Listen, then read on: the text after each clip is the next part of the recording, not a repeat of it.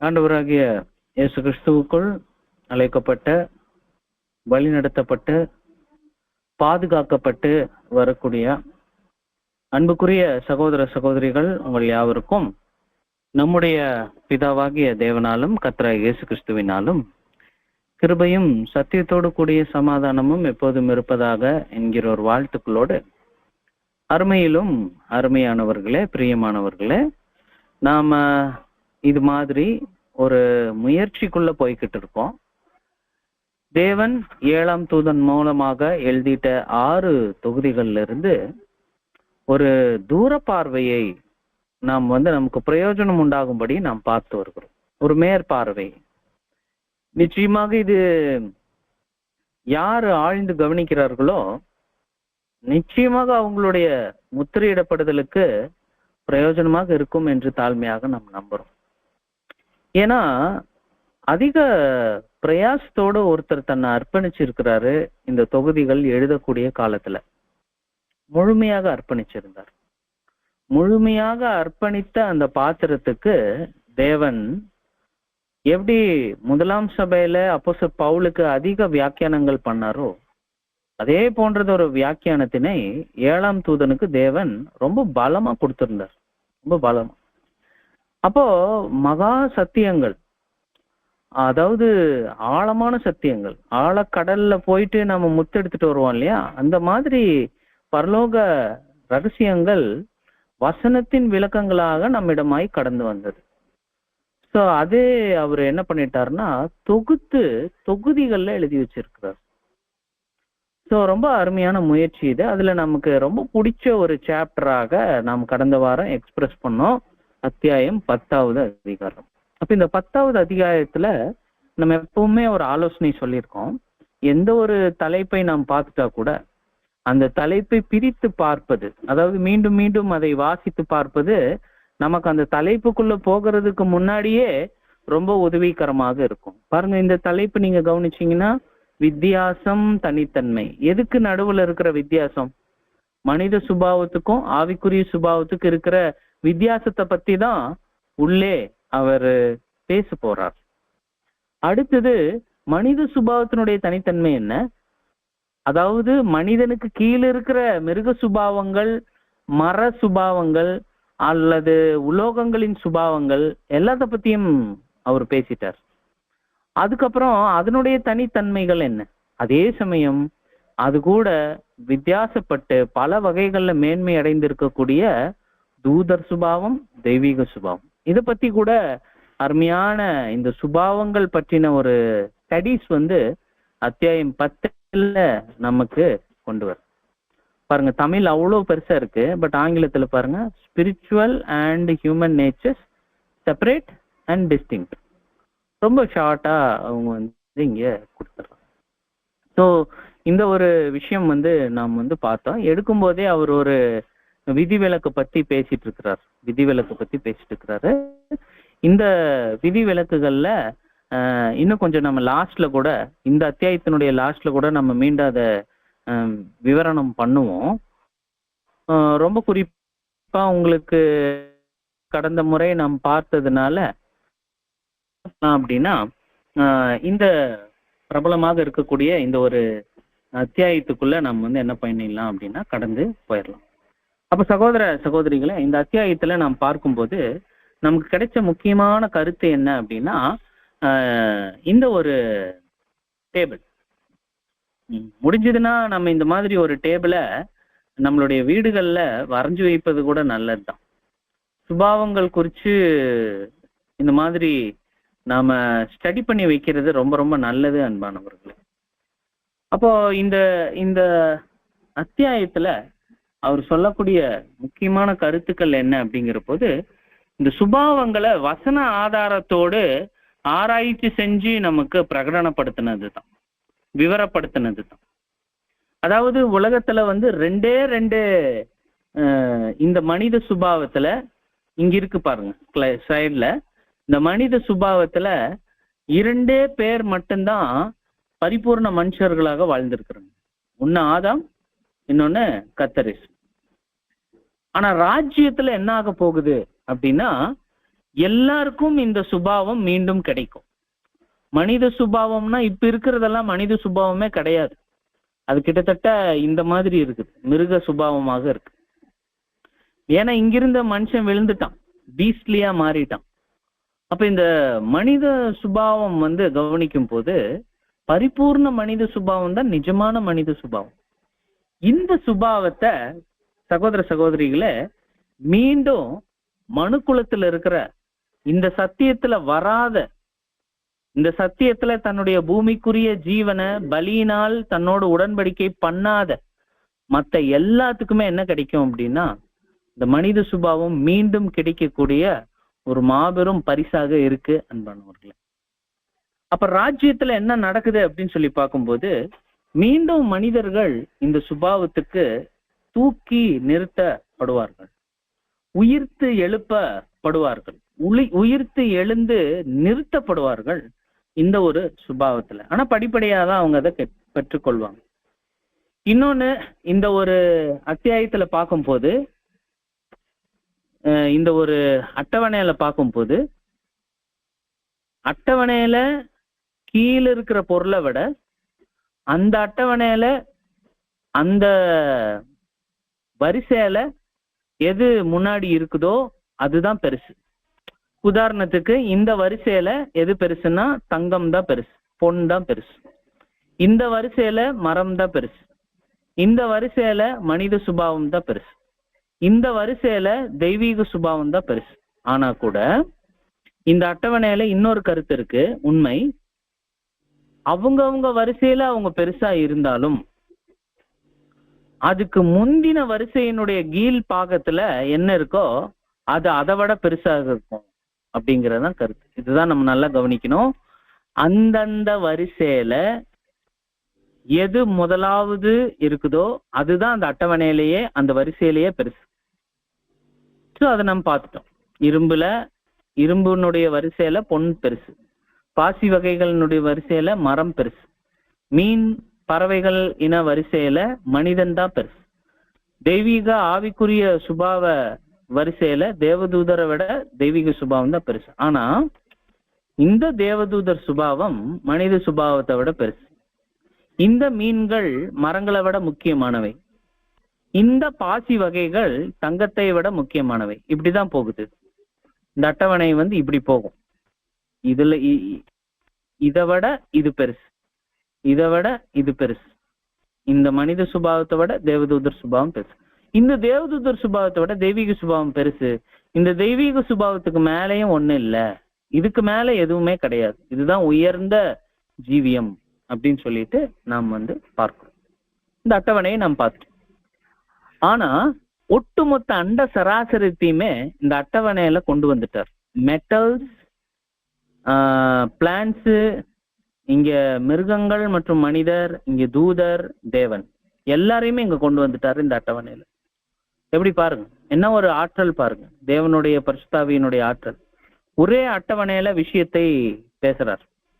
இப்படி கொண்டு வந்துட்டு இங்க சொல்லக்கூடிய ஒரு முக்கியமான கருத்து என்ன அப்படின்னு சொல்லி பார்க்கும்போது சகோதர சகோதரிகளை, ஒரே ஒரு விதிவிலக்கு மட்டும் இந்த அட்டவணையில நடந்துச்சு. ஒரே ஒரு விதிவிலக்கு மட்டும் இந்த அட்டவணையில நடந்தது.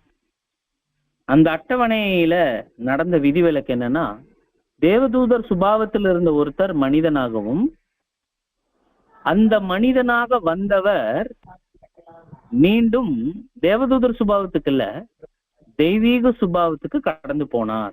இந்த விதிவிலக்கு மட்டும் ஒட்டுமொத்த அண்ட சராசரத்தினுடைய வரலாற்றுல, மனிதர்களுடைய வரலாற்றுல இப்படி ஒரு விதிவிலக்கு நடந்ததே கிடையாது. ஒரே ஒரு தடவை மட்டும் நடந்துச்சு. எப்போ கர்த்தரேசு தேவதூதர் சுபாவத்திலிருந்து மனித சுபாவம் மீண்டும் தெய்வீக சுபாவத்துக்கு போனாரோ, அவர் மனித சுபாவத்திலிருந்து தெய்வீக சுபாவத்துக்கு இடம் மாறின போது ஒரு வழி உருவாக்குனார். அந்த வழியை பத்தி எபிரேயர் புஸ்தகத்துல அப்போஸ்தலர் பவுல் என்ன பேசுவார்னா, புதிதும் ஜீவனுமான மார்க்கம் அப்படின்னு பேசியிருப்பார். இப்படி இவர் மாறினதுனால என்னாச்சு அப்படின்னா, 1,44,000 1,44,000 பேர் மாத்திரம் அவரு மாதிரியே இந்த வரிசையில கடந்தோடி மனித சுபாவத்திலிருந்து தெய்வீக சுபாவத்துக்கு கடந்து போகக்கூடிய ஒரு மாபெரும் விதிவிலக்கின் வாய்ப்புகள் உருவாயிருச்சு. ஆனா தேவன் பார்த்தார் 1,44,000 பேருக்கு மேல ஒருவராலையும் அதை கடக்க முடியல. அப்ப அதுக்கு முத்திரை போட்டாரு. ஆமா, இதுக்கு மேல இல்ல, 1,44,000 மாத்திரம்தான் இந்த மாதிரி கர்த்தரேசு போலவே மனித சுபாவத்திலிருந்து தெய்வீக சுபாவத்துக்கு மாற போகிறார்கள் அப்படின்னு சொல்லிட்டு அவர் பார்த்தார். இன்னொன்னு, கர்த்தரேசு பூமிக்கு வந்தபோது அவர் மாம்சமாக்கப்பட்டு குழந்தை இயேசுவாக இருந்தாரு. அப்புறம் அவரு பேப்டிசம் எடுத்து புது சிருஷ்டியா மாறினாரு. புது சிருஷ்டியா மாறி அவருடைய பரிபூர்ண ஜீவனை அவரு பலி செலுத்தினாரு. அதே சமயம் அவருடைய புது சிந்தைக்கு தெய்வீக சுபாவத்தை தேவன் கொடுத்துட்டார்.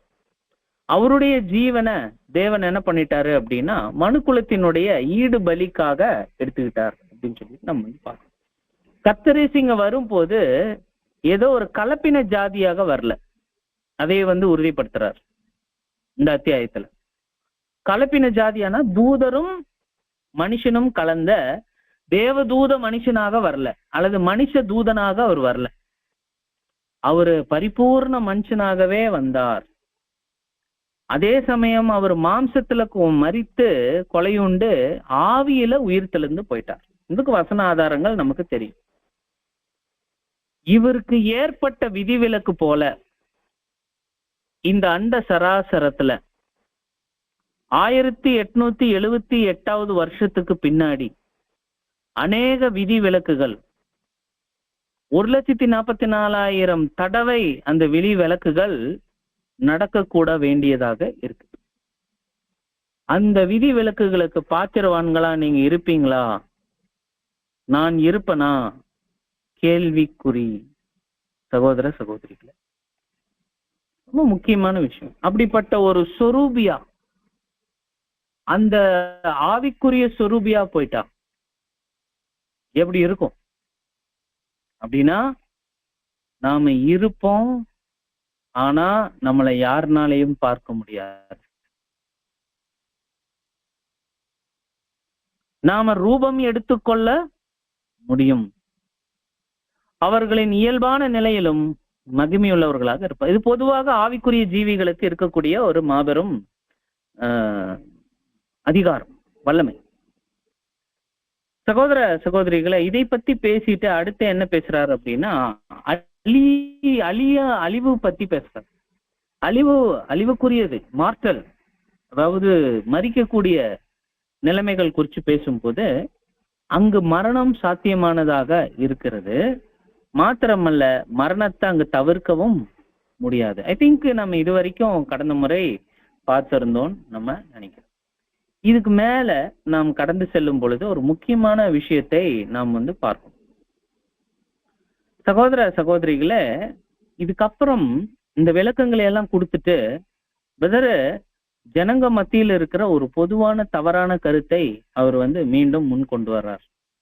அந்த பொதுவான தவறான கருத்து என்ன அப்படின்னா, மனிதன் மரிக்கணும், ராஜ்யத்துல மட்டும்தான் அவன் ஜீவனை பெற்றுக்கொள்வான் அப்படிங்கிற விஷயத்தை ஜனங்க எவ்விதம் புரிஞ்சு வச்சிருக்கிறாங்க அப்படிங்கிற ஒரு சம்பந்தம். சகோதர சகோதரிகளே, பரலோகம் அப்படிங்கிறது அவங்களுடைய பார்வையில வானத்துல மட்டும்தான் இருக்குதுன்னு அவங்க நினைச்சிட்டு, இதுதான் அவங்களுடைய தவறான ஒரு பார்வை. பட் பரலோக ராஜ்யம் பூமியில ஸ்தாபிக்கப்பட போகுது. இப்ப ராஜ்யம் குறிச்சு அவர் பேச ஆரம்பிக்கிறார். நல்லா கவனிச்சுக்கோங்க. ராஜ்யம் குறிச்சு அவர் இங்கிருந்து பேச ஆரம்பிக்கிறார். ராஜ்யம் குறிச்சு இங்கிருந்து பேச ஆரம்பிக்கும் போது சத்தியம் என்னன்னா, பரிபூர்ண மனுஷன் என்றென்றைக்குமே வாழக்கூடியவனாக இருப்பான். ஒருவேளை அவன் தேவனுடைய சித்தத்துக்கு கட்டுப்பட்டு நடக்கிறவனாக பழகி கொண்டான். ஆனால் இந்த பரிபூர்ண உலகம் தேவனுடைய ராஜ்யத்துல உருவாகும் பொழுது அவர் என்றென்றைக்கும் உயிரோடு இருக்கும்படிக்கு ஒரு வாய்ப்பினை அவனுக்கு தேவன் கொடுப்பார். தேவனுடைய சட்டத்துக்கு கீழ்ப்படிஞ்சு நடக்கிறவராய் இருக்கும் பட்சத்துல அவருக்கு ஜீவன் அவரை விட்டு போகாது. பட் அவர் அழிவுக்குரிய ஒரு சரீரத்துலதான் இருப்பார். பரிபூர்ண மனுஷ சரீரம். ஆனா அந்த சரீரம் அழிவுக்குரியதான். எது அழிவுக்குரியது அல்ல அப்படின்னு சொல்லி பாத்தீங்க அப்படின்னீங்கன்னா, அது ஆவிக்குரிய சரீரம் அப்படின்னு சொல்லிட்டு நாம் பார்க்கணும்.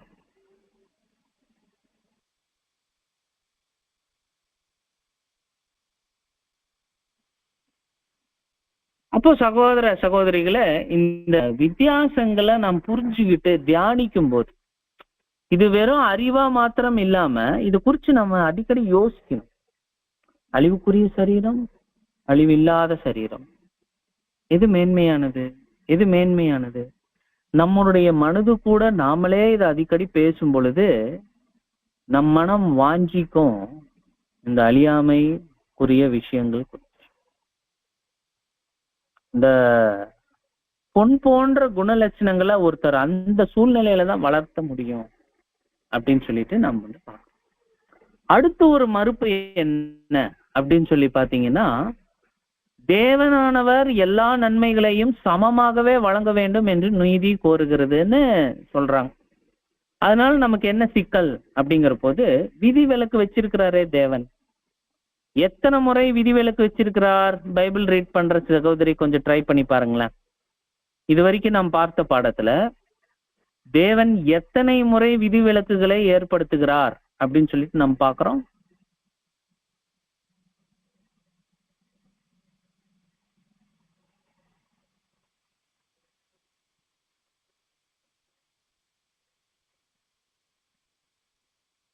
எத்தனை முறை விதிவிலக்குகளை ஏற்படுத்துகிறார்?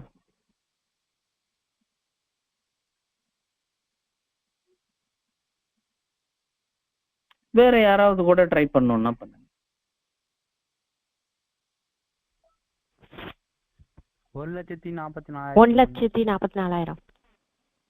1,44,000 தடவை பிளஸ் கர்த்தர் இயேசுவினுடைய ஒரு விதிவிலக்கையும் சேர்த்தனோம்னா 1,44,000 பிளஸ் ஒரு தடவை தேவன் விதிவிலக்கு செய்ய விரும்புறார். எப்படின்னா, மரம் மீனாக முடியாது, மீன் தங்கமாக முடியாது, எதுவும் அது இது இப்படி மாற முடியாது, சுபாவம் மாற முடியாது. ஆனா மனித சுபாவத்தில் இருந்த கர்த்தர் இயேசு தெய்வீக சுபாவத்துக்கு மாறினாரே.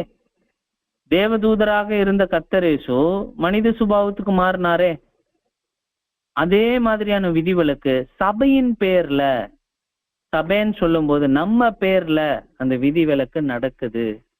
ஒட்டுமொத்த பிரபஞ்ச விதிகளுக்கு கவனிச்சு பார்க்கும்போது தேவ வல்லமையில அது நடக்குது. ரொம்ப ஞானத்துல, நீதியில, அது அன்புல அது நடக்கும். அப்போ ஒரு சிலர் இந்த கொள்கையை கேட்கும் பொழுது, இந்த சத்தியத்தை கேட்கும் பொழுது, இந்த உண்மையை அவங்க உணரும் பொழுது உணராதவர்களாக, புரியாதவர்களாக அவங்க கேட்கிற கேள்விதான் உங்களுக்கு முன்னாடி ஸ்லைட்ல இருக்கிற கேள்வி. தேவன்னா யாரு? சமந்தானே. ஒரு அப்பான்னா யாரு? பிள்ளைங்க எல்லார்கிட்டையும் சமமாதானே அவர் நடந்துக்கணும், எல்லார்கிட்டையும் சமமாதானே நடந்துக்கணும். அப்படி இருக்கும்போது அவரு ஏன் ஒரு பிள்ளைக்கு மாத்திரம் விதிவிலக்கு பண்றாரு? இன்னொரு பிள்ளைக்கு பூமியிலேயே ஸ்தானங்கள் கொடுக்கிறாரு, இன்னொரு பிள்ளைக்கு பரிபூர்ண ஜீவன் கொடுக்கிறாரு, ஆனா இன்னொரு பிள்ளைக்கு ஆவிக்குரிய சுபாவம் கொடுக்கிறாரு. அப்படிங்கிற போது அப்போஸ்தலர் பவுலுடைய வசனங்களை எடுத்து மேற்கோள் காட்டி தொடர்ச்சியான விளக்கங்கள் மூலமாக இந்த ஒரு மறுப்புக்கு உத்தரவாதம் கொடுக்கிறார், பதிலுரை கொடுக்கிறார். 7ஆம் தூதன். அந்த மறுப்பு என்னங்கிறது ஸ்லைட்ல உங்களுக்கு வந்திருக்கும். நீங்க அந்த வசனத்தை வாசிச்சுட்டு நீங்க வாசிக்கலாம்.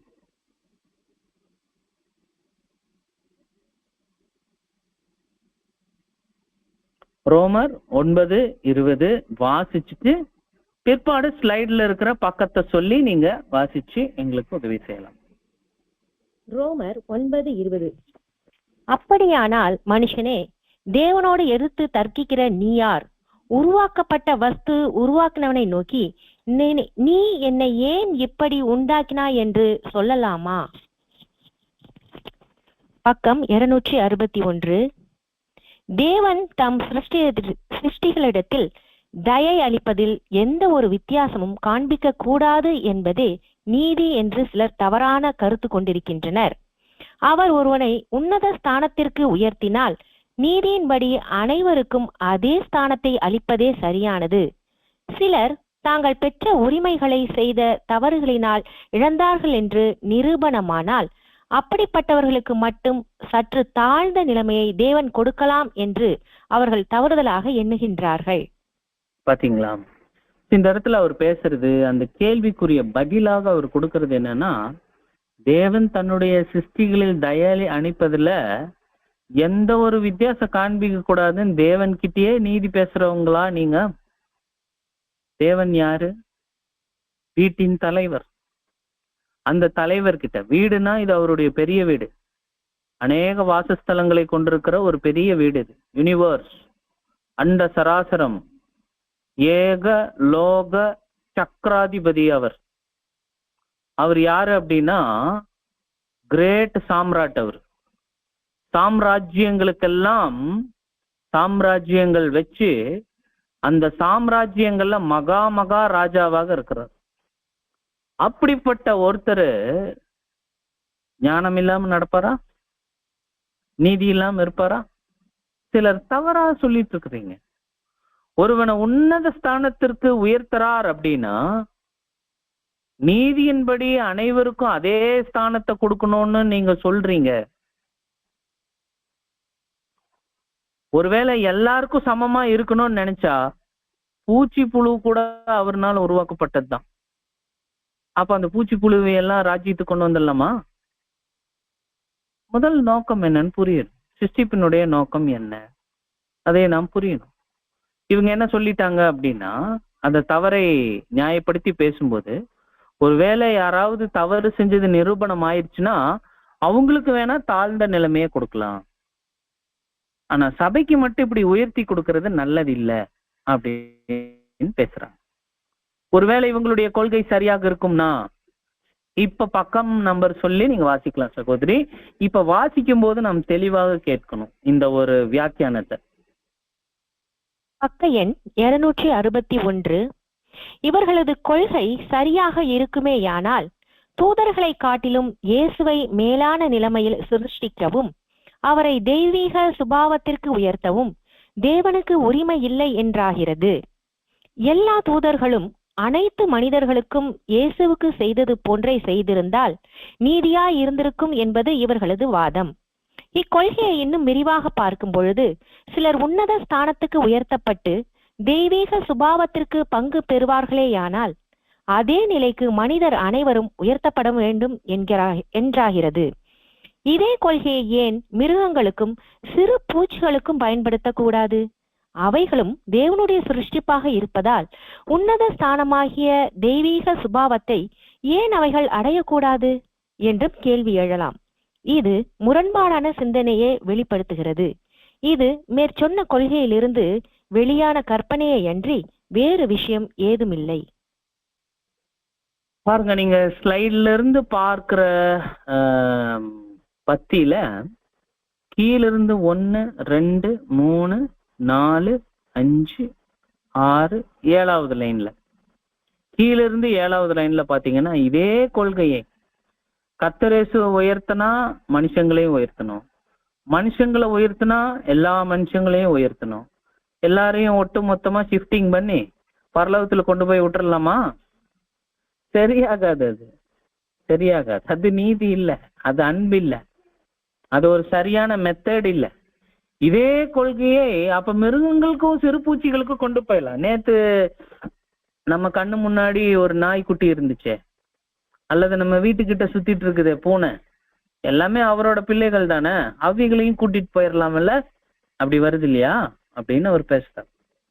ஸோ சகோதர சகோதரிகளே, இந்த மாதிரி சரியான மறுப்புக்கு பதிலுரை கொடுக்கணும்னா சத்திய ஆவி வேணும். சத்தியத்திலிருந்து புறப்பட்டு உருவாகி வருகிற ஆவி நம் சிந்தையில உட்கார்ந்தாதான் இந்த மாதிரி தர்க்கிப்பான தப்பறையான கேள்விகளுக்கெல்லாம் நாம பதிலடியை பட்டயம் மூலமாக, வேத வசனம்ங்கிற பட்டயம் மூலமாக நாம் கொடுக்க முடியும். அன்பானவர்களே, சொல்லிட்டாரு, இது மேற்சொன்ன கொள்கையிலிருந்து வெளியான கற்பனையே அன்றி வேறு விஷயம் எதுவும் இல்லை. நிச்சயமா இந்த மாதிரி ஒரு தர்க்கத்தை உருவாக்குறாங்க. தேவனுடைய அந்த தெரிந்தெடுத்தல் பற்றி, தேவன் ஒருத்தங்களை தெரிந்தெடுத்து அவங்கள சபையா மாத்துற விஷயத்துல சந்தேகத்தை கொண்டு வர்றது, இதெல்லாம் மனுஷங்க கிட்ட இருந்து வர்றதில்ல, மனுஷங்களை கெடுக்கிறவங்க கிட்ட இருந்து வர்ற கேள்விகள் அப்படின்னு அவருக்கு தெளிவா புரிஞ்சிருச்சு, பதில் கொடுக்கிறார். இது நம்மளுடைய கர்த்தாக இருக்கு. சகோதர சகோதரிகளே, இன்னும் கூட நம்ம வாசிக்கலாம் மீதி இருக்கக்கூடிய பகுதிகள். 262 பக்க எண் 262. நீதி நியாயங்களை குறித்து நாம் தெளிவான உறுதியான தீர்மானங்களை கொண்டிருத்தல் மிக முக்கியமானது. தேவன் நமக்கு காட்டும் தயவை நமக்கு நியாயமாக வரவேண்டிய பலனாக ஒருபோதும் எண்ணக்கூடாது. நீதியினால் ஏவப்பட்டு செய்த செயலுக்கு விசேஷ விதமான நன்றியை செலுத்த வேண்டிய அவசியமில்லை. அவ்வாறு செய்வதை அன்பை காட்டுவதற்கான அடையாளமாகி விடாது. தேவன் தம் மாபெரும் அன்பை எந்த நிபந்தனையுமின்றி தன் சிருஷ்டிப்புகளிடத்தில் தொடர்ந்து எல்லையில்லாமல் காண்பித்து தயை பொழிகிறார்.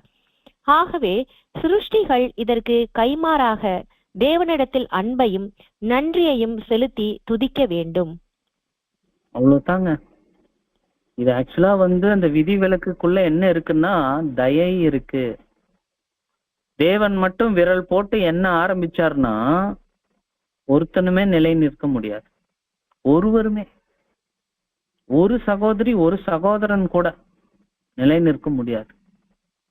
ஒரு தயவுல என்ன பண்றாருன்னா மனிதர்கள் அனைவருக்கும் கிறிஸ்து இயேசு மீட்டு கொடுத்த ஈடுபலியின் புண்ணியத்தை கொடுக்கிறார்.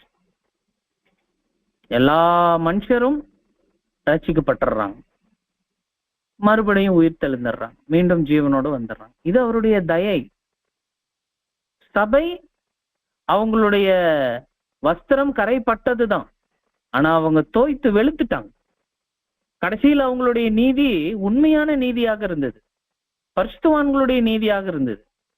அதனால அவங்களை என்ன பண்ணிட்டாரு, சபையா மாத்தி இருக்கிறார். அதுலயும் கிருபை இருக்கு. கர்த்தர் எவனுடைய பாவங்களை மன்னிக்கிறாரோ அவன் பாக்கியவான். அப்ப சகோதர சகோதரிகளே, இந்த மாதிரி ஒரு தயை கொடுக்கக்கூடிய விஷயத்த உட்கார்ந்து கேள்வி கேட்கறாங்க பாத்தீங்களா, அதெல்லாம் என்ன குணம்? அதெல்லாம் நல்ல குணம் கிடையாது. நாம ஏதோ பெருசா சாதிச்ச மாதிரியும், நமக்கு ஏதோ அந்த பரலோக வாய்ப்பு நம்மளுடைய சாமர்த்தியத்துல கிடைச்ச மாதிரியும் நினைக்கிறதெல்லாம் நல்ல குணம் கிடையாது. அது மனுஷனுக்கு அந்த குணம் கிடையாது. அது யாரோ மூலமாக தூண்டப்பட்டு கேட்கறாங்க. இப்படிதாங்க நம்ம சத்தியம் பேச போகும்போது, பகிர்ந்துக்கும் போது இந்த மாதிரி எல்லாம் வரும். சில தேவையில்லாத கேள்விகள்லாம் வரும். அவைகளையெல்லாம் முறையாக நாம் கண்டனம் பண்ணணும், அன்போடு கண்டனம் பண்ணணும். பின்னொன்னு, கடைசியாக இருக்கக்கூடிய ஒரு வரிகள்ல இருந்து நமக்குரிய கருத்து என்ன அப்படின்னா, நமக்கு ரொம்ப பிடிச்ச ஒரு அத்தியாயம் இது. அதாவது நாம தேவனை துதிக்கிறோம்னா, ஒருவேளை துதிக்காம இருக்கிறோம்னா, ரெண்டுக்குமே இந்த வரிகள் பிரயோஜனமாக இருக்கு. துதிக்கணும்னா அப்படிப்பட்ட ஒரு மாபெரும் முடிவு எடுத்திருக்கிறார், ரிஸ்க் எடுத்திருக்கிறார். அண்ட சராசரத்துல நம்மளை மட்டும் விதி விலக்கா ராஜ்யத்துல கொண்டு போய் தெய்வீக சுபாவத்துக்கு கொண்டு வரணுங்கிற அந்த விதி விலக்கு எடுத்தாரே, அந்த அன்பை, அப்படிப்பட்டவருக்கு நன்றிய செலுத்தி நாம் துதிக்கணும். அது சொல்றார். என்னத்தை செய்ய முடியும், என்னத்தை செய்ய முடியும்? நம்ம அவருக்கு நன்றியைத்தான் சொல்ல முடியும். இந்த கருத்து அங்க வருது. ஒருவேளை நாம் துதிக்காம இருக்கிறோம்னா, அப்படிப்பட்ட ஒரு அன்பை, அந்த தேவ அன்பை நாம் துதிக்காம இருக்கிறோம்னா, நம் நிச்சயமா நம்ம மேல தேவன் காட்டின கிருபைய தயவை நம்ம மறக்கிறோம்னு அர்த்தம். ஸோ இனிமேல் ஒருவேளை நம்ம எக்லீசியால சகோதர சகோதரிகளோட சேரும் போது, அவரை துதிக்கும் போது இந்த சிந்தனையை நம்மகிட்ட இருக்கணும். தேவன் செஞ்ச நன்மையை நினைச்சு நாம அவர்கிட்ட பாடணும். அவரை நம்ம ஒண்ணு சேர்ந்து துதிக்கும் போது இன்னும் நல்லா இருக்கும். எவ்வளவு அழகா இருக்கும் தெரியுங்களா? அது எல்லாரும் ஒரே கருத்துல தேவன் நமக்கெல்லாம் வாய்ப்பு கொடுத்திருக்கிறாரு அப்படின்னு ஒரு ஒரு நல்ல பார்வையில அவருக்கு நன்றி சொல்லும்போது அமோகமாக இருக்கும், அமோகமாக இருக்கும் சகோதர சகோதரிக்கு. அடுத்து நாம் என்ன பண்ணலாம் அப்படின்னா, இந்த பாடத்தினுடைய நிறைவான பகுதிகளுக்கு கடந்து செல்லலாம். 266 இருக்கக்கூடிய பகுதிகளை நீங்க வாசிச்சீங்கன்னா இந்த ஒரு அத்தியாயத்தை நாம் நிறைவு செய்யலாம். இது சுய விளக்கமான பத்தி அன்பானவர்களே. இத நீங்க 2 ஸ்லைடு இருக்கும், நீங்க வாசிச்சிருங்க. இந்த உன்னத ஸ்தானத்தையே தேவன் தெரிந்தெடுத்து மனு குலத்திற்கு தர சித்தமானார். அது அவ்வளவு மகிமையான ஸ்தானம். அதே சமயத்தில் பாவத்தின் காரணமாக ஏற்பட்டிருக்கிற சாபம், துயரம், வீழ்ச்சி, துன்பம் நிறைந்த மனிதர்களை மனதில் நிறுத்தி பாருங்கள். இன்னொரு புறம் பரிபூரணமாக்கப்பட்ட மகிமைப்படுத்தப்பட்ட பூமியையும் கற்பனை செய்து பாருங்கள். பரிபூரணமாக்கப்பட்ட சமுதாயத்தின் சமாதானத்தையும் ஒருங்கிணைப்பையும் கெடுப்பதற்கு எந்த ஒரு பாவத்தின் கரையும் அங்கு இருக்காது. கசப்பான எண்ணங்களோ இரக்கமற்ற பார்வையோ வார்த்தையோ அங்கு இராது. ஒவ்வொருவருடைய இருதயத்திலிருந்து அன்பு ஊற்றாக பொங்கி வந்து மற்றவர்களது இருதயத்தில் உள்ள அன்பை சந்திக்கும். பிறருக்கு நன்மை செய்ய வேண்டும் என்ற ஏவுதலினால் கிரியை பிறக்கும். அங்கு நோய் இனி எப்பொழுதும் இராது. உடல் வலி, வேதனை, தேய்மானத்தின் அறிகுறி இருப்பதில்லை. இவ்விஷயங்களை குறித்த பயம் சிறிதளவும் கூட இராது. அதாவது தயக்கம் வேண்டாம். அது என்ன அப்படின்னா, பிறருக்கு நன்மை செய்ய வேண்டும் என்ற ஏவுதலினால் கிரியை பிறக்கும் அப்படின்னா, ஒருத்தன் யோசிக்கிறது மட்டும் இல்லை, ராஜ்யம் குறிச்சு பேசுறாரு. எவ்வளவு அழகா நான் 3ஆம் வானத்தை பார்த்தேன்னு பவுல் சொன்னது மாதிரி 3ஆம் உலகத்தை 7ஆம் தூதன் எப்படி விவரிக்கிறார் பாருங்க. அங்க நன்மை செய்யணும்னு சிலருக்கு நாம் யோசிக்கிறோம். இப்ப உதாரணத்துக்கு நம்ம வீட்டுக்கு பக்கத்துல யாராவது ரொம்ப ஏழ்மையானவங்க இருக்கிறாங்க, ரொம்ப ரொம்ப ஏழ்மையானவங்க. நமக்கு பட்ஜெட்டு, ஃபேமிலி பட்ஜெட்டு, அவங்களுக்கு போய் இருக்கிறது எல்லாம் கொடுக்கணும்னு என்ன இருக்கு. ஆனா நம்ம ஃபேமிலி பட்ஜெட் இருக்குது, நம்மளால கொடுக்க முடியறது இல்லை. அப்ப அவங்களுக்கு கிரியையில அன்பு கூற முடியறது இல்லை நம்மளால. ஏதோ சின்ன சின்னதுதான் நம்ம பண்ண முடியுது. ஆனா ராஜ்யத்துல ஒருவேளை பிறருக்கு நன்மை செய்யணுங்கிற ஒரு ஏவுதல் இருந்துச்சுன்னா அருமையாக அங்க போய் செய்யலாம். அதுக்கு தடையே இல்லை. அதுக்குரிய வாய்ப்புகள் ஏற்படுத்தி தருவாங்க மனுஷர்களுக்கு. ஆக்சுவலா சொல்லணும்னா நம்ம தான் ஏற்படுத்தி கொடுக்கணும் ராஜ்யத்துல. நினைச்சு பாருங்க, ரொம்ப அருமையான நாட்களாக இருக்கு. இப்போ நம்ம வீட்டுல இருக்கிற முதியவர்கள் எல்லாம் எக்லீசியா முதல் மாடியில் இருந்துச்சுன்னா ஏறி வந்தோடனே அந்த எக்லீசியா கதவு கிட்ட அவங்க அப்படியே ஒரு நிமிஷம் நின்றுவாங்க. இதே வாலிபர்னா டப்ப டப்ப டப் டப்புன்னு ஏறி உள்ளேயே நுழைஞ்சு போய் உட்காந்துருவார். ஆனா வயதானவர்கள் ஏற முடியாது, தேய்மானம், முட்டி இங்க எல்லாம் தேய்மானம் இருக்கும். ராஜ்யத்துல பாருங்க இதெல்லாம் எதுவுமே இல்லை. இந்த விஷயங்கள் நமக்கு தெரிஞ்சது தான், பட் அதை நம்ம தியானிச்சு பார்க்கணும். ரொம்ப நம்மளுடைய இருதயங்களை எப்படி ஒரு அறைய வாசனை நிறைந்த திரவியங்கள் நிரப்பி அந்த ரூமை நல்லா பண்ணுதோ, அதே மாதிரி தேவன் அப்புறம் அவருடைய ராஜ்யம் குறித்த சிந்தனைகள் நம்மளுடைய இருதயத்தை அப்படியே நறுமணமாக்குங்க. ரொம்ப நல்லா இருக்கும் இந்த கருத்துக்கள்லாம். இந்த ராஜ்யத்தை குறிச்சு பேசிட்டு எவ்வளவு பெரிய வாய்ப்பு கொடுக்குறாரு புரிஞ்சுக்கோங்க அப்படின்னு பேசுறாரு. தொடர்ச்சியாக பாருங்க அடுத்த ஒரு ஸ்லைடு. நம் முன் எப்போதும்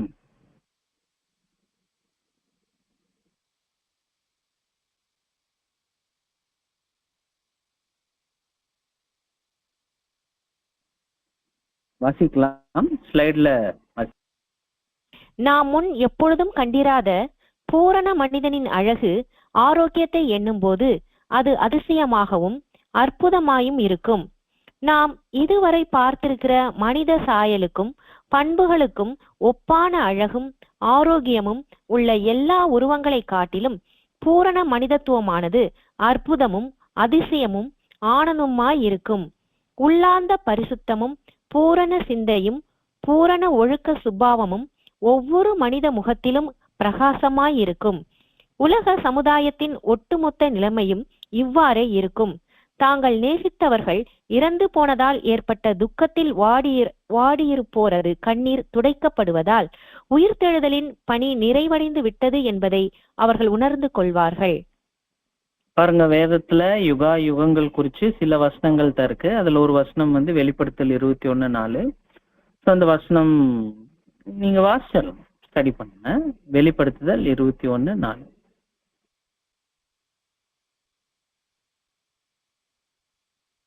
அவர்களுடைய கண்ணீர் யாவையும் தேவன் துடைப்பார். இனி மரணமும் இல்லை, துக்கமும் இல்லை, அலறுதலும் இல்லை, வருத்தமும் இல்லை, முந்தினவைகள் ஒழிந்து போயின என்று விளம்பினது. வேதத்தில் இருக்கிற எல்லா வசனங்களையும் பிரிச்சு 1ஆம் உலகம், 2ஆம் உலகம், 3ஆம் உலகம் பிரிச்சிடலாம். இப்ப படிச்ச வசனம் வந்து 3வது உலகம் சம்பந்தமானது. சோ மனித சுபாவமாக இருக்கும் ராஜ்யத்துல. இப்ப இருக்கிற மனித சுபாவம் அது கீழே விழுந்துருச்சு. எதையோ முக்கியமானது அது இழந்துருச்சு. இழந்ததை திருப்பி கொடுக்கும்போது, விழுந்தது சரியான இடத்துக்கு வரும்போது, இந்த 2 பக்கங்கள்ல நாம் பார்த்த இந்த உன்னத ஸ்தானத்தை அது என்ன ஆகும் அப்படின்னா உணர்ந்து கொள்வார்கள் அப்படின்னு சொல்லிட்டு நாம் வந்து பார்க்கணும். ஸோ இந்த அருமையான மிகவும் பிரியமான இந்த ஒரு அத்தியாயம், சுபாவங்கள் குறிச்ச ஒரு விளக்கம் தரக்கூடிய இந்த ஒரு அத்தியாயம் இப்படியாக நிறைவு பெறுது. ஆனா உள்ள போய் இன்னும் ஆர்வம் இருக்கிறவங்க யாரோ அவங்க உள்ள போயிட்டு இந்த 10வது அத்தியாயம் முழுக்க ஒரு தடவை வாசி. இந்த கருத்துக்கள் உள்ளடங்கித்தான் அவரு கொண்டு வருவாரு. இன்னும் உள்ள போகும்போது இன்னும் நுணுக்கமான காரியங்களை நாம் என்ன பண்ணலாம்னா பெற்றுக்கொள்ளலாம். சத்தியத்துல நீங்க ஐஸ்வர்யவான் ஆகலாம். அடுத்து ஒரு சாப்டர் 11. தலைப்பு வாசிக்கிறீங்களா சகோதரி? 3 வழிகள்: விசாலமான வழி, நெருக்கமான வழி, பெரும்பாதையான வழி. இந்த தலைப்பு கேட்கும்போது இது தெரிஞ்சது தானே அப்படின்னு நமக்கு தெரியும். ஆனா வால்யூம்ஸ்ல என்ன கோணத்துல இது வருது, அதைத்தான் நம்ம வந்து இன்னைக்கு தொடர்ச்சியாக நம்ம வந்து பார்க்க போறோம். அப்படி பார்க்கும்போது சகோதர சகோதரிகளே, இதுல வந்து சகோதரர் என்ன பண்றாருன்னா தன்னுடைய 2 வகையான எழுத்து பாணியில அவர் மேற்கொள்வார் எப்பவுமே. அதுல முதல் எழுத்து பாணி தான் நம்ம நிறைய சாப்டர்ஸ் இது வரைக்கும் பார்த்தது. அந்த எழுத்து பாணி என்ன அப்படின்னா, ஒரு குறிப்பிட்ட ஆவிக்குரிய ரகசியம், ஒரு குறிப்பிட்ட ஆவிக்குரிய சத்தியம் குறிச்சு இருக்கக்கூடிய தவறான கருத்துக்களை முதலாவது எடுத்து பேசுவது. பாருங்க, இது வந்து இப்படிப்பட்ட ஒரு விஷயம், ஆனா இதுனா இப்படிதான் புரிஞ்சுக்கிட்டு இருக்கிறாங்க ஒரு சாரார், இன்னொரு சாரார் இப்படி நினைச்சுக்கிட்டு இருக்கிறாங்க. அப்புறம் எதை கொண்டு வருவார்னா சத்தியத்தை கொண்டு வருவார். 3வது வர்றதுதான் சத்தியம் எப்பவுமே. அந்த மாதிரி நாம் கவனிக்கும் போது சகோதரர், இப்ப உதாரணத்துக்கு நரகம் சப்ஜெக்ட் நாம் எப்படி பண்ணுவோம்? நரகம் குறிச்சு சிந்தனை முதல் என்ன, நரகம் குறிச்சு 2வது சிந்தனை என்ன, ரெண்டுமே தப்பு. 3வது சிந்தனை என்னன்னா இது கர்த்தர் இயேசுவுக்கு ரொம்ப அருமையா பொருந்தும். கர்த்தர் இயேசு உலகத்துல இருக்கிறவங்க பாதி பேர் என்ன நினைச்சிட்டு இருக்கிறாங்க, அவரு தேவன் மட்டும். ஒரு சிலர் அவர் வெறும் மனுஷன், ரெண்டுமே தப்பு. அவர் தேவகுமாரன், 3வது வருவது சத்தியம். இப்படிதான் அவர் பாடங்கள் எழுதுவார் பிரதர் எப்பவுமே. அது வந்து அவருடைய ஒரு பாணி. நம்ம கூட அதை ஃபாலோ பண்ணுவோம். சப்ஜெக்ட்ஸ்ல எல்லாம் ஒரு பிரதர் வந்து நம்ம கிட்ட சப்ஜெக்ட் நம்ம எக்லிஷியால அப்படிங்கிற போது அவர் எப்படி பண்ணுவாரு, நம்ம சபைகள்ல பண்ணும்போது அவர் என்ன பண்ணுவார்னா, எடுத்த உடனே இந்த ஒரு தலைப்புக்கு என்ன அர்த்தம் அப்படின்னு கேட்பார்.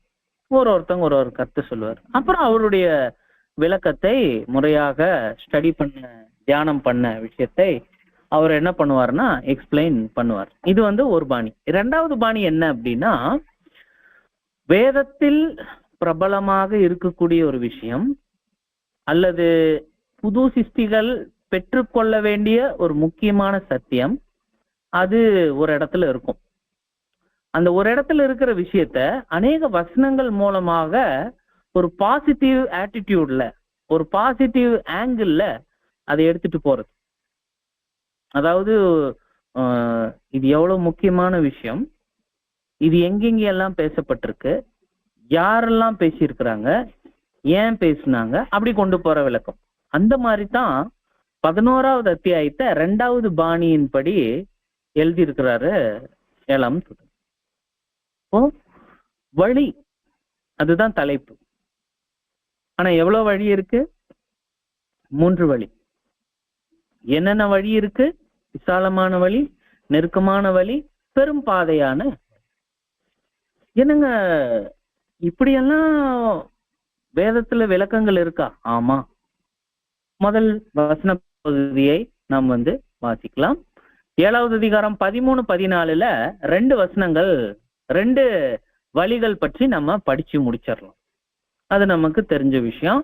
7, 13, 14 நீங்க வாசிக்கலாம். மத்தேயு 7ஆம் அதிகாரம் 13 மற்றும் 14ஆம் வசனங்கள். இடுக்கமான வாசல் வழியாய் உட்பிரவேசியுங்கள்.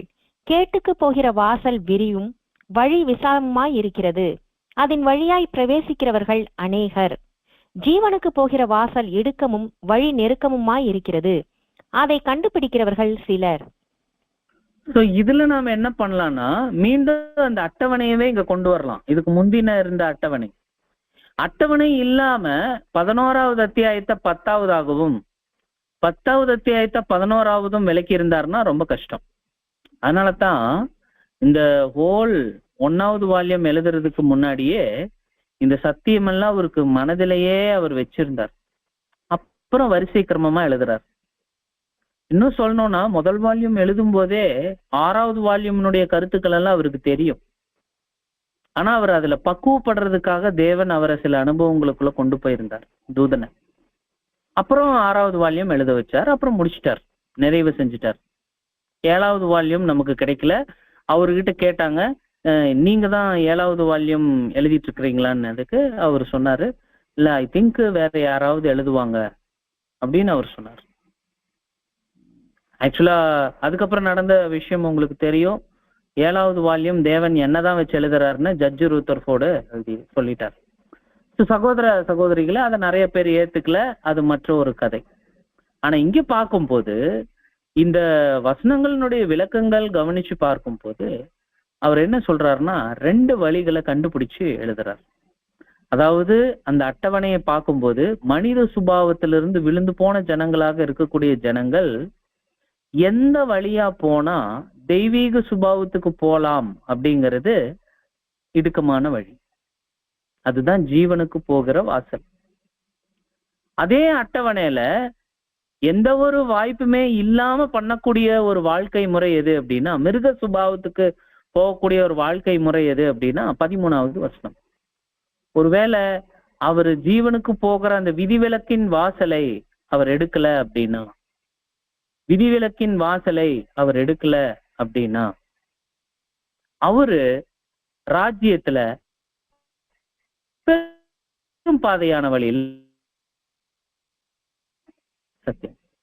நானே வாசிச்சறேன். ஏசாயா 35:8-9 அங்கே பெரும் பாதையான வழி இருக்கும், அது பரிசுத்த வழி, தீட்டுள்ளவன் அதிலே நடந்து வருவதில்லை, அந்த வழியில் நடக்கிறவர்கள் பேதையா இருந்தாலும் திசை கெட்டு போவதில்லை, அங்கே சிங்கம் இருப்பதில்லை, துஷ்ட மிருகம் அங்கே போவதும் இல்லை, அங்கே காணப்படவும் மாட்டாது, மீட்கப்பட்டவர்களே அதில் நடப்பார்கள். இது ராஜ்யத்துல நடக்கக்கூடிய சம்பவங்கள்.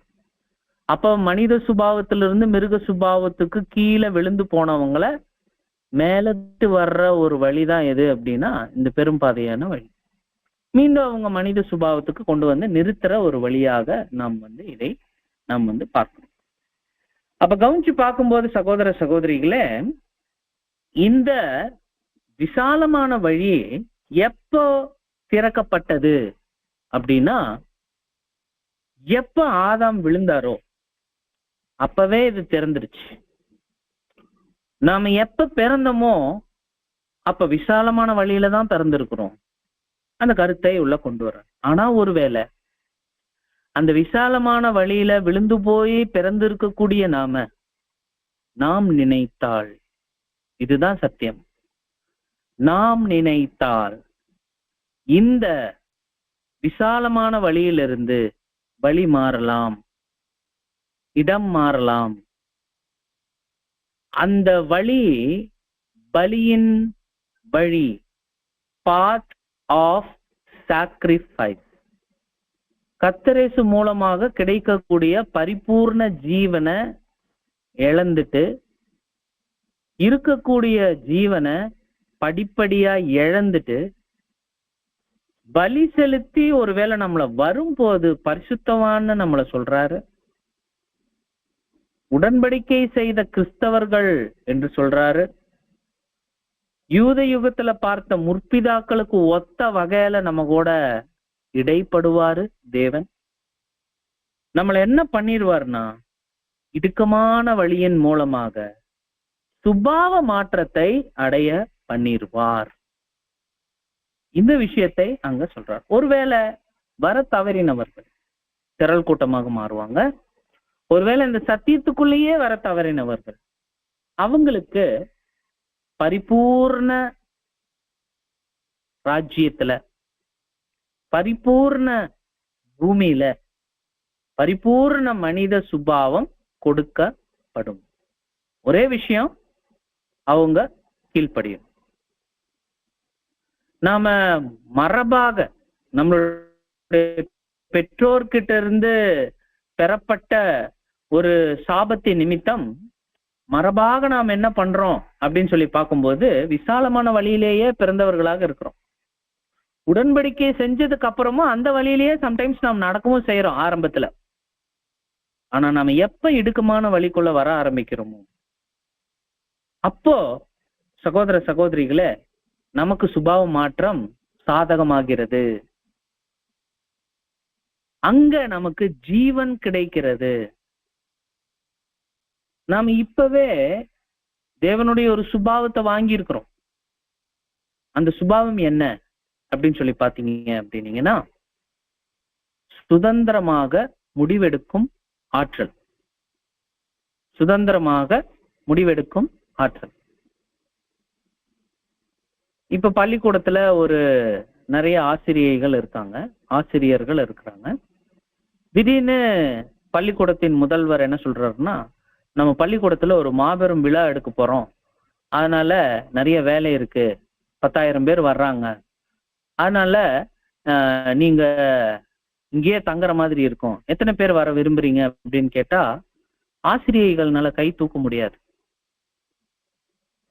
ஏன்னா உங்களுக்கு குழந்தை இருக்கும், பிள்ளை பேர் இருக்கும், அதுக்கப்புறம் வீடினுடைய நிறைய டியூட்டிஸ் எல்லாம் இருக்கும். இதெல்லாம் கவனிக்கும் போது அவங்களால டக்குன்னு முடிவு எடுக்க முடியாது. ஆனா புருஷர்கள் பாருங்க, வீட்டுல சொல்லிட்டாங்கன்னா அப்படியே எடுத்துட்டு வந்துருவாங்க. நிறைய வித்தியாசங்கள், சூழ்நிலைகள், கைதிகள் ஆகிட்டோம் நம்ம. ஆனா தேவன் என்ன பண்றாருன்னா, வாழ்க்கைங்கிற விஷயத்துல ஒரு முடிவு எடுக்கிறதுக்கு எல்லாருக்கும் ஒரு வாய்ப்பு, தனிப்பட்ட ஒரு வாய்ப்பாக அது இருக்கு. அவங்க வீட்டுல கணவரோ மனைவியோ பெற்றோரோ பிள்ளைகளோ கிறிஸ்துக்களோ இருக்கிறாங்களோ இல்லையோ, ஆனா ஒரு வாய்ப்பு என்னன்னா, நம்மளுடைய வாழ்க்கைய, அதனுடைய எதிர்காலத்தை நாம் எங்க கழிக்க போறோம் அப்படிங்கிற ஒரு முடிவு எடுக்கக்கூடிய ஒரு வாய்ப்பு சகோதர சகோதரிகளை ஒவ்வொருத்தருக்கும் தேவன் கொடுத்திருக்கிறார். ஒவ்வொருத்தவங்களுக்கும் தேவன் கொடுத்திருக்கிறார். நம்மளுடைய ஜீவனுக்கு நாம் ஏதாவது முடிவெடுத்தோம்னா அதற்குரிய விளைச்சலை நாம் பார்ப்போம். ஜீவனுக்குரிய முடிவை நாம எடுக்கலைன்னா அதற்குரிய விளைவுகளை நாம சந்திப்போம். அதனாலதான் மரணத்தையும் ஜீவனையும் உனக்கு முன்னாடி நான் வைக்கிறேன், நீ அதுல எதை தேர்ந்தெடுக்கணுமோ தேர்ந்தெடுத்துக்கோ. ஜீவன் வேணுமா மகனே, ஜீவன் தேர்ந்தெடு. இடுக்கமான வழியில வா, உன் வாழ்க்கையை அந்த மாதிரி கொண்டு வா. ஒருவேளை இடுக்கமான வழி வேண்டாமா, பெரும்பாதையான வழியில அந்த ஜீவனை நீ பெற்றுக்கொள்ளலாம். மற்றொரு கருத்தாக அவர் பேசும்போது ஒரு அகிலாண்ட கேள்வி,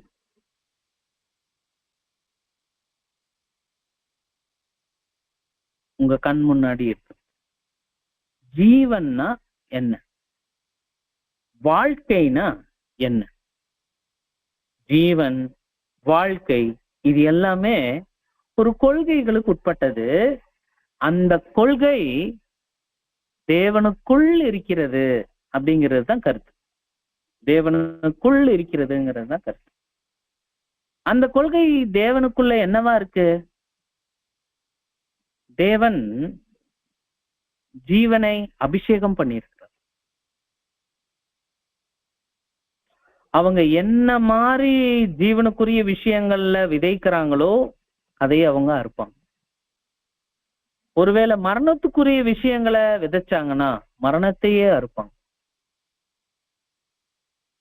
ஜீவனுக்குரிய கொள்கை தேவனுக்குள்ள இருக்கு அப்படிங்கறதனுடைய விஷயத்தை கொஞ்சம் சிக்கல் தான், எடுத்து காட்டுவது சிக்கல் தான் அப்படின்னு சொல்றார்.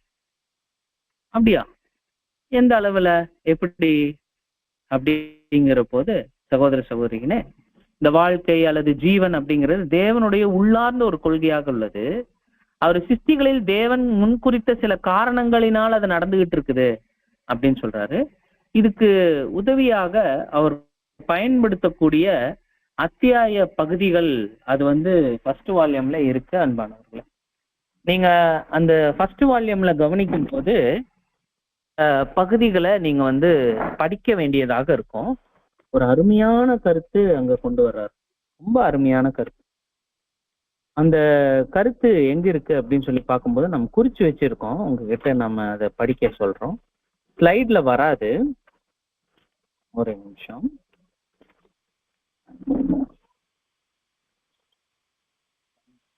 வைரக்கல்லா பிரதர்? வைரக்கல் இல்லைங்க, செங்கல் குறிச்சு பேசுவார்.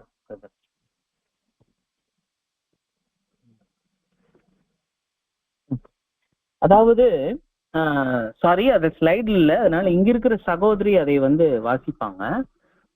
அது கருத்து என்னன்னு நம்ம சொல்லிடுறோம். அதாவது சகோதர சகோதரிகளே, விஷயம் என்ன அப்படின்னு சொல்லி பார்க்கும்போது சூரிய வெளிச்சத்தை நீங்க ஞாபகம் வச்சுக்கோங்க. சூரிய வெளிச்சம் உங்க கண்ணு முன்னாடி ரெண்டு வஸ்துக்களை நீங்க கொண்டு வரணும். ஒண்ணு என்ன அப்படின்னா செங்கல், இன்னொன்னு கரெக்ட் சகோதரி சொன்னது மாதிரி வைரக்கல். ஒண்ணு செங்கல், மற்றொன்று வைரக்கல். ரெண்டு விஷயம் கண்ணு முன்னாடி இருக்கு. இப்ப சூரிய வெளிச்சம் செங்கல் மேல பட்டுச்சுன்னா ஒரு விளைவு இருக்கு, வைரத்தின் மேல படும்போது மற்றொரு விளைவு இருக்கு. ரெண்டுக்கும் வேற வேற விளைவுகள் வருது. ஒட்டுமொத்த மனுக்குலத்தில் இருக்கிற எல்லா மனிதர்களுக்குள்ள இருக்கிற ஜீவனுக்கும் நம்மளை விட கீழே இருக்கிற ஜீவிகளுக்கும் வித்தியாசம் இதுதான் அப்படின்னு பேசுறாரு. என்ன வித்தியாசம்? நமக்கு கீழே இருக்கிற ஜந்துக்கள், ஜீவிகள் எல்லாமே செங்கலுக்கு சமம். மனிதன் மாத்திரம் யாருக்கு சமம் அப்படின்னா வைரக்கல்லுக்கு சமம். ஆனா கூட சில பேர் தாங்கள் வைரம் என்பதை அவர்கள் புரியாம இன்னும் செங்கலாகவே இருப்பது வருத்தத்துக்குரிய விஷயம். ஏன்னா சூரிய வெளிச்சம் அந்த வைரக்கல்லின் மீது படும்போது பிரதிபலிக்கும். அவங்களை எப்படி கண்டுபிடிக்கலாம்னா, அவங்க கிட்ட சத்தியம் வந்துச்சுன்னா அவங்க உள்வாங்குகிறவர்களாக மாத்திரம் இல்லாமல் 15வது அதிகாரத்தின் அடையாளத்தின் பாஷையின்படி பேசணும்னா அவர்கள் வெறுமனே உறிஞ்சிகளாக மாத்திரம் இராமல் கனி கொடுக்கிறவங்களாக இருப்பாங்க. இதே இந்த தொகுதியினுடைய 11வது அத்தியாயத்தினுடைய விளக்கத்தின்படி பார்க்கும் போது அவர்கள் அப்படியே வாங்கி ரேடியேட் பண்ணுவாங்க, அப்படியே பிரதிபலிப்பாங்க. யார்கிட்ட சத்தியம் உள்ள போகுதோ அவங்க செங்கல் இல்ல வைரக்கல்லாக இருந்தாங்கன்னா அவங்க கிட்ட இருந்த சத்தியம் அவங்க குடும்பத்துல, அவங்க சிந்தனையில, அவங்க பேச்சுல, அவங்க செய்கைகள்ல அது வெளிப்படும். இந்த கருத்தை தான் அவர் சொல்றார். இப்படிதான் மனுக்குலம் இருக்கணும், வைரங்களாகத்தான் நம்மளை சிருஷ்டிச்சிருக்கிறார். ஆனா நம்ம செங்கல் போன்று இருப்பது. இது வரைக்கும் ஒருவேளை நம்ம கிட்ட கடந்து வந்த சத்தியங்களை நம்ம பிரதிபலிக்கலைன்னா நம்மளை குறிச்சு ஒரு பெரிய கேள்விக்குறி நம்ம நெத்திக்கு முன்னாடி நிக்குது அன்பானவர்கள். நம்ம யோசிக்கணும். வாழ்க்கையினுடைய விஷயம் என்னன்னா, நாம் சிருஷ்டிச்ச விதத்தை சிருஷ்டிகருக்கு ரூபகாரப்படுத்தி காட்டுவது. அந்த வைரத்தின் மேல வெளிச்சம் படும்போது அந்த வைரக்கல்லே ஒரு மினி சூரியன் மாதிரி இருக்கும். குட்டி சூரியனாக அது காணப்படும் கொஞ்ச நேரம். அதுதான் பிரதிபலிப்பு காட்டுது சிருஷ்டிகருடைய சொரூபத்தை. கர்த்தர் இயேசு குறிச்சு என்ன சொல்றாரு அப்போஸ்தலர் பவுல்? அவரு தேவனுடைய தத்ரூபம், அப்படியே தேவனை காட்டினவர். அப்போஸ்தலர் யோவான் என்ன சொல்றாரு? நாங்கள் அவரிடத்தில் தேவனை பார்த்தோம், தேவன் கிட்ட என்ன இருக்கோ அது அவர்கிட்ட இருந்தது. கர்த்தர் இயேசுவே என்ன சொன்னாரு? என்னை கண்டவன் பிதாவை கண்டான் அப்படின்னு சொன்னார் இல்லைங்களா? சோ இந்த கருத்துக்களை கவனிக்கும் போது நம்ம ஜீவனுக்கு போகிற வழியில உட்பிரவேசிச்சவங்க செங்கலா இருக்க கூடாது, வைரக்கல்லா இருக்கணும். நேரம் குறைவாக இருப்பதனால நம்ம சில விஷயங்களை ரீடிங்குள்ள போயிட்டு நாம என்ன பண்ணணும் அப்படின்னா படிக்கணும். இப்ப அதை நம்ம கொஞ்சம் தெளிவா நாம் என்ன பண்ணலாம் அப்படின்னம்னா படிக்கலாம். 290வது பக்கத்துல இப்ப வாசிப்பாங்க. நீங்க அப்படியே நிதானமா கவனிங்க.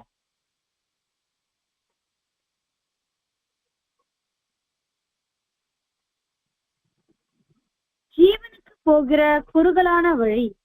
இந்த வழி குறுகலானதாக இருக்கிறபடியால் அநேகர் அழிவுக்கு செல்லுகிற விசாலமான வழியையே தேர்ந்தெடுக்கின்றனர். ஜீவனுக்கு போகிற வாசல் இடுக்கமும், அதாவது கடினம், வழி நெருக்கமுமாய் இருக்கிறது. அதை கண்டுபிடிக்கிறவர்கள் சிலர். குறுகலான, அதாவது இடுக்கமான வழியை பற்றியும் அதன் அபாயங்களையும் கஷ்டங்களையும் பற்றியும் சிந்திப்பதற்கு முன்பதாக அவ்வழிவின் முடிவாகிய ஜீவனை பற்றி கவனிப்போம். நாம் ஏற்கனவே பார்த்தபடி மனித ஜீவனுக்கு மேலானதும் கீழானதுமான பல்வேறு ஜீவ நிலைமைகள் இருக்கலாம். ஜீவன் என்ற சொல் பறந்து விரிந்த பல வகைப்பட்ட ஜீவன்களை குறிக்கின்ற பொதுவான சொல்லாகும். ஆனால் இங்கு கர்த்தர் ஜீவன்களிலேயே உயர்ந்த ஸ்தானமாகிய தெய்வீக சுபாவத்தை, அதாவது அழியாமையை தம்மால் அழைக்கப்பட்டு அதற்காக ஓடுபவர்களுக்கு பந்தய பரிசாக அளிப்பதையே குறிப்பிடுகிறார். ஜீவன் என்றால் என்ன? நம்மில் இருக்கிற ஜீவனை நாம் உணர்வதோடு நில்லாமல் மிருக ஜீவன்களுக்கும் மரம் செடிகளிலும் இயங்குகின்ற ஜீவனை காண்கிறோம். உயர்ந்த சுபாவங்களை உடைய தேவ தூதர்கள் மற்றும் தெய்வீக சுபாவங்களிலும் இதே ஜீவன் இயங்குவதாக நமக்கு சொல்லப்பட்டிருக்கிறது. இவ்வளவு விசாலமான கருத்தடங்கிய ஒரு சொல்லுக்கு ஈடு இணை ஏதேனும் உண்டோ?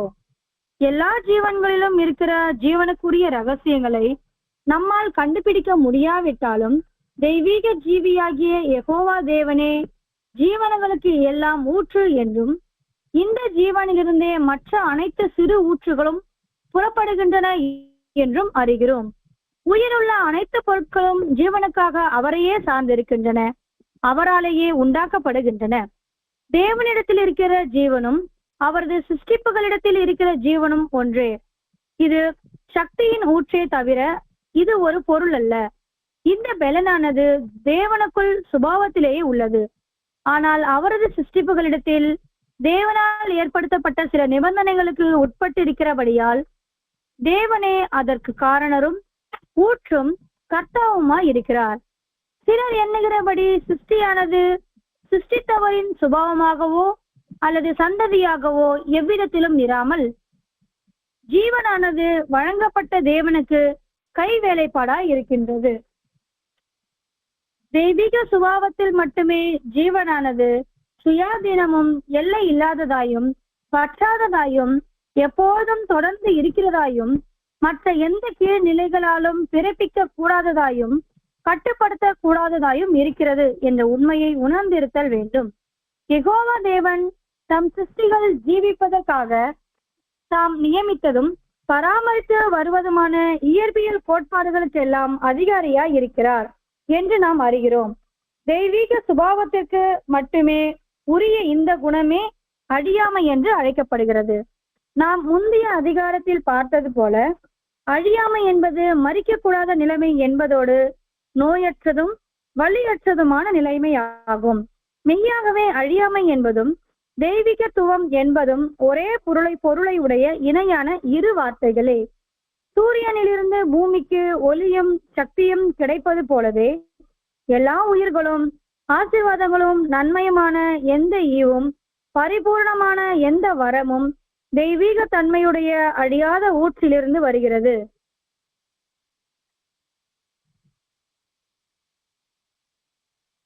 சூரியன் பூமிக்கு ஒரு பெரிய ஒளியின் ஊற்றாக இருந்து அனைத்து பொருள்களுக்கும் தன் ஒளியை கொடுத்து பொருளின் தன்மைக்கு தகுந்தவாறு வெவ்வேறு நிறங்களையும் பலதரப்பட்ட வெளிச்சங்களையும் உண்டாக்குகிறது. சூரிய வெளிச்சம் ஒன்றாயினும் அது வைரத்தின் மேல் படும்போதும் செங்கல் மற்றும் பல்வேறு கண்ணாடிகளின் மேல் படும்போதும் பொருட்களின் தன்மைக்கேற்ப பற்பல நிறங்களை அளிப்பதோடு குறிப்பிடும்படியான பல விளைவுகளையும் உண்டாக்குகிறது. வெளிச்சம் ஒன்றுதான், ஆனால் பல்வேறு பொருட்களின் மீது ஒளிரும் போது அந்தந்த பொருட்களின் கிரகிக்கும் சக்தியிலும் பிரதிபலிக்கும் தன்மையிலும் வித்தியாசப்படுகின்றன. அவ்வாறே ஜீவனுக்கடுத்த விஷயத்திலும் காணப்படுகிறது. பற்றாத ஒரே ஜீவ ஊற்றிலிருந்தே அனைத்து ஜீவன்களும் வெளிப்படுகின்றன. கடலில் கிடைக்கும் சிற்பிக்கு ஜீவன் உள்ளது. ஆனாலும் செங்கல் சூரியனின் வெளிச்சத்தை வெளிப்படுத்தக்கூடாத தன்மையை பெற்றிருப்பதைப் போல சிற்பியின் வடிவமைப்பும் அதிக ஜீவனை பெறவும் உபயோகிக்கவும் முடியாத தன்மையை பெற்றிருக்கின்றது. அதுபோலவே மிருகங்கள், பறவைகள், மீன்கள் போன்றவைகளும் அதிக ஜீவனை உபயோகிக்க முடியாத தன்மையை பெற்றிருக்கின்றன. சூரிய வெளிச்சம் பட்டு பிரகாசிக்கிற பல வகையான கண்ணாடிகளைப் போல் இந்த பலவிதமான ஜீவன்களும் தாங்கள் பெற்றிருக்கின்ற ஜீவனுக்குரிய வல்லமையை வெவ்வேறு விதமாக காட்டுகின்றன. சூரிய ஒளியை பெறும் வைரக்கல்லானது தன்னில் தானே ஒளியை பெற்று பிரதிபலிப்பது போலவும் தானே ஒரு சிறிய சூரியனை போலவும் விளங்குகிறது. தேவ தூதர்களுக்கு சற்று சிறியவனானவனும் தேவனுடைய மேன்மையான சிருஷ்டிப்புகளில் ஒருவனாக மனிதனும் அவ்வாறே இருக்கின்றான். தேவன் ஏற்பாடு செய்திருக்கின்ற வழிமுறைகளின்படி ஜீவனை பெற்றுக்கொள்ளவும் அதை தற்காத்து கொள்ளவும் அந்த ஜீவனின் ஒளி மங்கி விடாதபடி காத்து கொள்ளக்கூடியவாறு மனிதன் அற்புதமாக உருவாக்கப்பட்டான். ஆதாம் பாவத்தில் விழுவதற்கு முன்பாக பூமிக்குரிய சிருஷ்டிப்புகள் அனைத்தை காட்டிலும் மகிமை வாய்ந்தவனாக இருந்தான். ஆனால் உயிர் கொள்கையில் எந்த விதமான வித்தியாசமும் இல்லை. ஆயினும் வைரம் சூரிய ஒளி படாவிட்டால் பிரதிபலிக்காதது போலவே மனிதன் தன்னில் தானே ஜீவனுடையவன் அல்ல. மனிதனுக்குள் உயிர் தொடர்ந்து இருக்கும் வரை மட்டுமே வாழ்க்கையை அனுபவிக்க முடியும் என்பதை நாம் நினைவில் கொள்ள வேண்டும். எவ்வாறு வைரம் ஒளியின் ஊற்றாக இல்லையோ அது போலவே மனிதனும் ஜீவ ஊற்று அல்ல. நாம் நமக்குள்ளாக வற்றாத ஜீவனை உடையவர்கள் அல்ல என்பதற்கு உறுதியான ஆதாரங்கள் உண்டு. அல்லது வேறு வார்த்தைகளில் கூறுவோமே ஆகில் நாம் அழியாமை வாய்ந்தவர்கள் அல்ல. பாவம் நுழைந்தது முதல் மனுக்குலத்தார் அனைவர் மேலும் மரணம் ஆட்கொண்டு இருப்பதே அதற்கான சாட்சியாகும் என்பதை தெளிவாக அறிந்து கொள்ளலாம். சகோதர சகோதரிகளை ரொம்ப தெளிவா அந்த விஷயங்கள் பேசுறாரு. அதாவது புதிய சிருஷ்டிகளாக நாம் முதல்ல என்ன பண்ணோம்னா மனித சுபாவங்கள்ல வளர்ச்சி அடையணும். அதாவது மனித சுபாவங்கள்ல வளர்ச்சி அடையிறதுன்னா மனிதனுக்கு முதலாக என்ன நோக்கத்துல சிருஷ்டிச்சாரோ, இரக்கம், இந்த தயவு காட்டுறது, சந்தோஷமா இருக்கிறது, தேவனுடைய சிருஷ்டிப்புல இந்த ஆவியின் நற்கனிகள் இருக்கு இல்லைங்களா, அந்த நற்கனிகள் நம்மளுடைய லைஃப்ல நம்ம அனுபவிக்கணும், அதை வெளிப்படுத்தணும். பிற்பாடு அதுல இன்னும் நம்ம டெவலப் ஆனதுக்கு அப்புறம் இப்போ பொறுமையில நம்ம டெவலப் ஆயிட்டோம்னா அடுத்தது நீடிய பொறுமையில தேவன் மாதிரி இருக்கணும். ஒருவேளை நமக்கு மாத்தி மாத்தி பேசுற குணங்கள் இருந்ததுன்னா மாறாதவர் போல இருக்கிற குணத்தை நாம் கொண்டு வரணும். இதுதான் சகோதர சகோதரிகளே இந்த ஜீவனுக்கு போகிற வழியில நாம் பயிற்சி செய்யக்கூடிய காரியங்கள். இது போக போக நம்ம வாழ்க்கையே சுருங்கிடும். நம்ம வாழ்க்கையே உலகளாவிய வகையில இருந்து ஒரு குறுகிய அதே சமயம் ஜீவனுக்கு போகிற ஒரு வாசல் வழியாக நமக்கு அது இருக்கும் அன்பானவர்களே. ஸோ மொத்தமாக நம்ம வால்யூம்ஸ்குள்ள போக ஆரம்பிக்கும் போது சகோதர சகோதரிகளே ரொம்பவும் முக்கியமான விஷயங்களாக அது நமக்கு காணப்படுது. ஸோ இந்த நல்ல குணங்கள் நம்ம கிட்ட இருந்து பிரதிபலிப்பாகிறதுக்கு பிராக்டிக்கலாவே நம்ம யோசிக்கணும். இப்ப நாளைக்கு வியாழன்னா வியாழக்கிழமை காலையில இருந்து இரவு வரைக்கும் நம்ம என்ன பிரதிபலிப்பு பண்ணணுங்கிறதுல விழிப்பா இருந்து பிரதிபலிப்பு பண்ணி காட்டணும். நம்ம பெற்றவங்க கிட்ட, நாம பெற்று எடுத்தவங்க கிட்ட, அல்லது நம்ம கூட சகவாசிகளாக இருக்கக்கூடிய இந்த சமுதாயத்தின் ஜனங்கள் கிட்ட நாம் தேவனுடைய பிரதிபலிப்பை இன்னைக்கு பிரதிபலிச்சே காண்பிக்கணும் அப்படின்ட்டு தீர்மானத்தோட நம் வாழ்வது அன்பானவர்கள். அதாவது அந்த 293வது பக்கத்துல பார்க்கும்போது, வைரக்கல் தொடர்ந்து ஒளிர்ந்து அழகாய் மின்ன வேண்டுமானால் தொடர்ச்சியான சூரிய ஒளி வழங்கப்படுவதை சார்ந்தே இருப்பது போல மனுக்குலத்தார் மகிமையும் அழகும் பெறுவதற்கு ஜீவ வல்லமை தொடர்ந்து அளிக்கப்படுவதையே சார்ந்து இருக்கிறது அப்படிங்கிற ஒரு கருத்தை நாம் இங்க பார்க்கணும். அதனால தேவனை சார்ந்து நல்ல பிரதிபலிப்புகளை நாம் கொடுத்து தேவனுக்கு துதிகளை ஏறெடுத்து அவருக்கே கனத்தையும் மகிமையும் ஏற்படுத்தக்கூடிய உன்னதமான ஒரு நோக்கத்துல நாம திட்டி சேர்வதற்கு தேவன் தாமே உதவி செய்வாராக. அடுத்த வாரம் நாம் பார்க்கும்போது இந்த 12லிருந்து நாம் போயிடலாம். அதிகபட்சம் ஒரு 3 அத்தியாயங்கள் பார்ப்பதற்குரிய வாய்ப்பு இருக்கு. ஏன்னா அது 3 அத்தியாயமும் ஒரே செயின்ல வரும். அந்த செயின் என்ன அப்படிங்கிறத நம்ம வரக்கூடிய வாரங்கள்ல பார்ப்போம். ஒரு 5 நிமிடம் அதிகமாயிருச்சு, ரொம்ப மன்னிச்சிருங்க. ரொம்ப ஒரு முக்கியமான பகுதிகளாக அது இருக்கு. இதயம் ஆர்வமாக இருக்கக்கூடிய அந்த ஒரு பகுதிகளை நம்ம வாசிக்க வேண்டியதாக இருந்தது. ஸோ அதனால சகோதர சகோதரிகளை, நம்மளுடைய ஜீவனுக்கு போகிற வாசல் ரொம்ப முக்கியம் இல்லைங்களா? அதில் நாம் நடந்துக்கக்கூடிய நடத்தை ரொம்ப முக்கியமானது இல்லைங்களா? ஸோ அதனால தான் அந்த வைரக்கல்லினுடைய உதாரணத்தை நாம் பார்க்க வேண்டியதாக இருந்தது. அதனுடைய ரீடிங்ஸ் நம்ம படிக்க வேண்டியதாக இருந்தது. தியானிப்போம், தொடர்ச்சியாக பிரதிபலிக்க. தேவன் தாமே இந்த வார்த்தைகளை ஆசீர்வதிப்பாராக. ரொம்ப நன்றி சகோதர சகோதரிகளே. ஆமென்.